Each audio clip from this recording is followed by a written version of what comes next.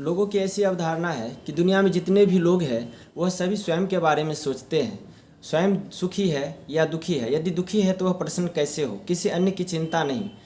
यानी अपने सिवा यदि कोई दुखी है या सुखी है उससे उनको कोई फर्क नहीं पड़ता है। लेकिन यह गलत है, क्योंकि इस धरती पर ऐसे बहुत सारे पुण्य आत्मा हुए हैं और अभी भी है जो स्वयं के बारे में नहीं बल्कि अपने अलावे जो भी दुखी इंसान है, जो निसहाय है, उनके बारे में सोचते हैं। आज हम जिक्र कर रहे हैं मदर तेरेसा की, जो भले ही जन्म भारत में नहीं पाई हो, लेकिन उनका जो भारत में आगमन हुआ तब से लेकर के उनके जीवन के अंत तक भारत में इतना गरीब, निसहाय और असहायों के लिए जितने भी उनके कार्य हुए उसकी जितनी भी सराहना की जाए उतनी ही कम है।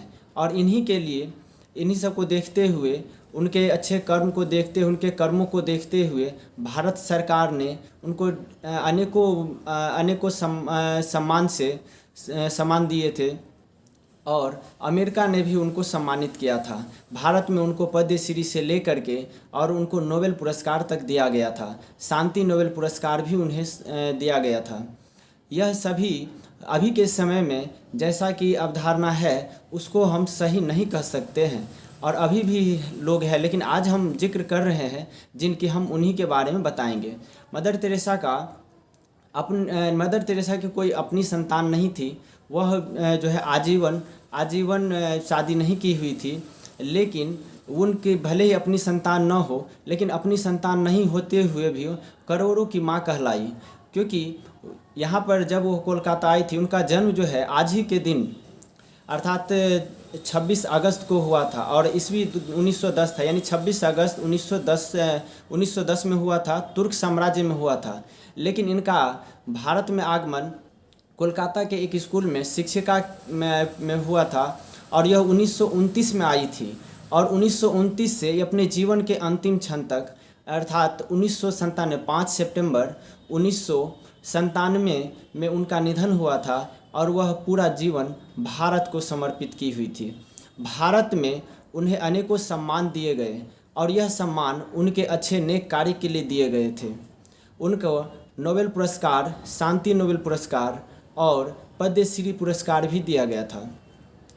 शांति नोबेल पुरस्कार क्योंकि एक समय 1946 ईस्वी में जब हिंदू मुसलमान का विद्रोह जब हुआ था, यानी कि जब पाकिस्तान और हिंदुस्तान जब दो अलग देश बने, तो उस समय में भी इन्होंने भाईचारे का, यानी कि एक दूसरे में झगड़ा झंझट नहीं करने के लिए उनको समझाने का प्रयास की थी और वो सफल भी हुई थी। उनका पूरा जीवन लोकहित में बिता, यानी कि लोगों के हित में, अपने लिए कभी नहीं सोची।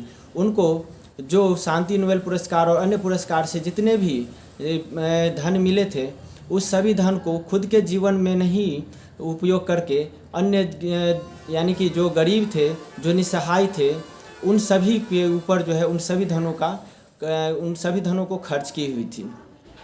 उनके जीवन से हमें अनेकों प्रेरणाएं मिलती है। ऐसा नहीं है कि जो यदि हम सुखी हो तो ही सारा चीज़ सुख होता है, यानी कि हम आगे बढ़े तो ही अच्छा है। क्योंकि मदर तेरेसा ने कभी भी स्वयं के बारे में परवाह नहीं की थी। वह हमेशा जो निसहाय हो, जो गरीब हो, जिनको किसी चीज़ की दिक्कत हो, उस सभी की सहायता करने के लिए हमेशा तत्पर रहती थी और हमेशा आगे आती थी। उनके बचपन का यानी उनका जो ओरिजिनल नाम था, जो अपने तुर्क साम्राज्य में जन्म ली थी वहाँ का नाम, वह उसका एग्नेस गोंझा था, जिनका उन्हीं के भाषा में का अर्थ होता है फूल की कली। और जैसा उनका नाम था उन्हीं के जैसा उनका काम भी था। उन्होंने अपने जीवन को बचपन से ही धार्मिक जीवन, यानी कि जिसे आप कहते हैं कि ईश्वर में विश्वास करना और ईश्वर के प्रति हमेशा जो है उनके चिंतन करना, उनका जीवन बचपन से ही उसी आधार में बीत गया था। समाज में सेवा करने के लिए उनको भारत सरकार ने मानवता का जो सर्वोच्च सम्मान होता है भारत में, वह नोबेल पुरस्कार से सम्मानित किया था। सबसे पहले भारत में इनको 1962 ईस्वी में पद्मश्री पुरस्कार दिया गया था और नोबेल पुरस्कार से जो 1,92,000 रुपये उनको मिला था पुरस्कार में, उन सभी को उन्होंने गरीबों में बांट दी हुई थी। उनके पिता का नाम निकोला बोयाजू और माता का नाम दरना बोयाजू था। उनकी जो अपनी भाषा थी वह इंग्लिश थी। जब मदर तेरेसा 8 वर्ष की थी तो उसी समय में 8 वर्ष की अवस्था में ही उनके पिता की मृत्यु हो गई थी। ये 5 भाई बहन थे, जिनमें से दो की जो है कि बचपन में ही यानी जन्म के समय में ही डेथ हो गया था, मृत्यु हो गई थी। यह 5 भाई बहन में सबसे छोटी थी। संसार में यदि सर्वोच्च जो मानवता के आधार के रूप में जाना जाता है, यानी मानवता की सेवा के लिए जाना जाता है, तो वह व्यक्तित्व में कभी भी नाम आता है तो पहला नाम मदर तेरेसा का आता है। और मदर तेरेसा भले ही हमारे भारत में ना जन्मी हो, लेकिन भारत के साथ साथ विश्व में भी अपना नाम की हुई थी। उनके जीवन से हमें सीख लेनी चाहिए कि हमें केवल हम अपने बारे में नहीं सोचना चाहिए, बल्कि हमारे साथ साथ जो भी लोग संपर्क में होते हैं उनके साथ यदि कोई परेशानी है तो हम भी उनके साथ